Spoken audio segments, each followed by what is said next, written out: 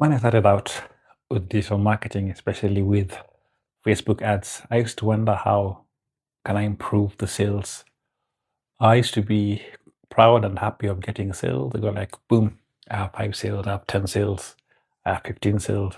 Then I'm like, okay, how do I make this better? How do I look at all these figures? How do I look at all these metrics? How do I look at all these numbers to make sense to see how to grow and how to make it better? There are even times when I was not getting any sales, then I still have the same figures to look at, I still have the same metrics, and I go like, how can I make sense of all of this? Well, if you're asking yourself the same question, if you're wondering how to look at your Facebook metrics, if you're looking at your numbers and you want to know how to improve, this is the video for you. Why are you listening to me? You're listening to me because I have 14 years of experience on digital marketing. I've been working on Facebook ads for a very long while. And through the insights that I get from here, you're going to get from here, you're going to learn how to grow and scale your Facebook ads. There are, in my opinion, there are 3 main metrics that you should consider or think about all the time. Number 1, conversions. Number 2 is a play or a mix of both, the cost per acquisition or cost per lead. And then lastly is return on ad spend.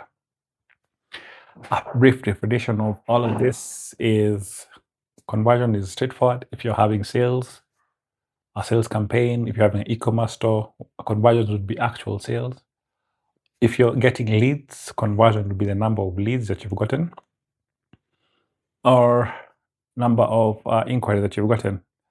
When it comes to cost per acquisition is the amount of money you're going to pay to get one single lead, or the amount of money you have paid to get one single sale. Well, the cost per lead is the amount of money that you have spent that will get you one lead. All these metrics are easily tracked, and Facebook system helps you work on this. If you have Facebook Pixel installed in your website, that helps a lot with this and gets to track traffic on your website and tracks conversions if it's been set up. Return on ad spend is a ratio on the amount of money you have spent versus how much money you're getting from each sale. Like for example, if you're spending $50 to get a sale and from the sale you're getting $200 back, that means your return on ad spend is at 4 because it's 200 divided by 50 to give you 4. And that's an example of what a good ROAS is. I normally aim for 6 or 10, but those are semantics for another conversation. In addition to the primary metrics, conversion, cost per lead, cost per acquisition, return on ad spend, there are secondary metrics that you need to look at. For example, hook rate, hold rate, and CTR. A hook rate is how long the rate at which people are sticking to your or clicking on your ads and watching your video. Hook rate is like the length, hold rate is the length of time spent watching your videos. And then lastly, CTR is the rate at which people click your ads versus people who pass it. All these 3 metrics are important in terms of seeing how well your ads creative is operating. If your ads are not stopping people from scrolling, if your ads are not giving people a chance to look at your content, if your ads are just being skipped by, or after a few seconds people stop off, that means there is a problem with the ad. That means there's a problem with the creative, or something needs to be adjusted. This metrics tells you that how well your ads are doing versus how much better they should be doing. If you're having a high hook rate with a very bad cost per acquisition, that means your targeting is off. People are clicking on your ads, and that could be in form of clickbait. And this tells the people that what they're clicking on is not what they wanted or what you're selling. So that means you need to change your messaging, you need to change your call to action, you need to change your targeting to make sure you're getting the right people. Having a conversation about landing phase, and click on this video on this side to learn more about the Facebook ads landing phase. This is very important in every ads creative or any ads campaign. This happens between the first 7 days, where you are required to have 50 sales or 50 conversions on your campaign so that Facebook can get off the landing phase and give you what you're looking for. There are many instances where you might not be able to get 50 conversions, and in this instance what you're going to do is give Facebook more data points in terms of changing your conversions to, rather than sales, to link clicks, or add to cart optimizations. This gives Facebook more data to work with and helps it to come up with, get off the landing phase. Challenges that many guys have with regards to getting out of the landing phase. The landing phase is a lower budget. It's easy to, people suggest, rather I suggest, you should have your landing phase to be 5 times your landing phase should be 5 times your target CPA. If you have a low budget, it'll take forever to get out of your landing phase. If you have a high budget, you might spend too much money on this stage and not getting enough information, but just an average amount is good for you to go. In this new era of Facebook ads, the Andromeda update, the most important items is your creative. Your creatives determines a lot in terms of success. It determines a lot in terms of how you're going to improve or how you're going to scale up or scale down. So there are 2 types of creative. There are still images and there are static images.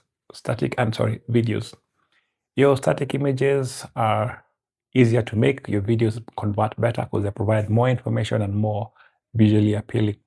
So we want to try and find out how best to improve your static and your video creatives. In your static and video creatives, you're going to look at 3 metrics or 3 numbers: your hook rate, hold rate, and your CTR. Hook rate, I've said, it's the first 3 seconds to hook somebody or get them to stick on your ad or stopping them from scrolling. Your hold rate is the amount of time they've spent watching your ads. Can be 10 seconds, 15 seconds, or a good portion of your ad. And then lastly, your CTR is when they click on your ads, are they taken to your landing page or are they taken to somewhere else to give you more information, right? So a good hook rate is around 20-25%. That means many guys are interested in what you're looking at. That's a good hook rate. The hook rate varies between B2B and B2C. B2B is around 10%, 10 to 15%, while a good hook rate for a B2C is around 20-25%. So hold rate is basically how to say how interesting your ads are or how interesting your images are. But now it's mostly for videos, so we'll go with a hold rate of 10 to 15%, where viewers are watching more than 15 seconds of your ads. That deems it to be great, and that helps Facebook understand that this is a good ad and it will be pushed, lowering your cost per acquisition. If you find out that you have a very lower hold rate, like you feel like you're losing 50% of your audience in the first few seconds, that means your visuals are bad. That means your creative is not as good as you think, and you need to readjust or reconfigure.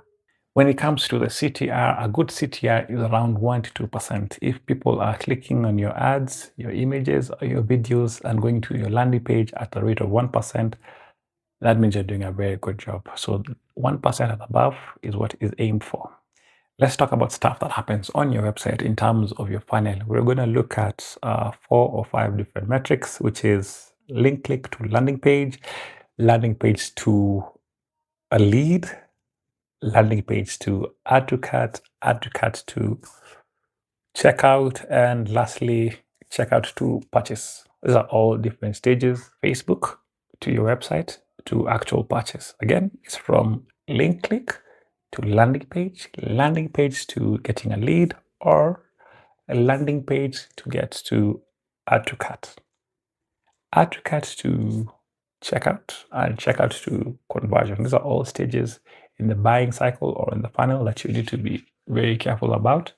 And from these, you have to look at several metrics. Number 1, link click to landing page. You're looking for a rate of 80% and above. Well, landing page to lead or landing page to add to cart is around 10 to 15%. That's if your website is okay. That's if you have good speed. That means your website is properly labeled, easy to understand, and all those logistics.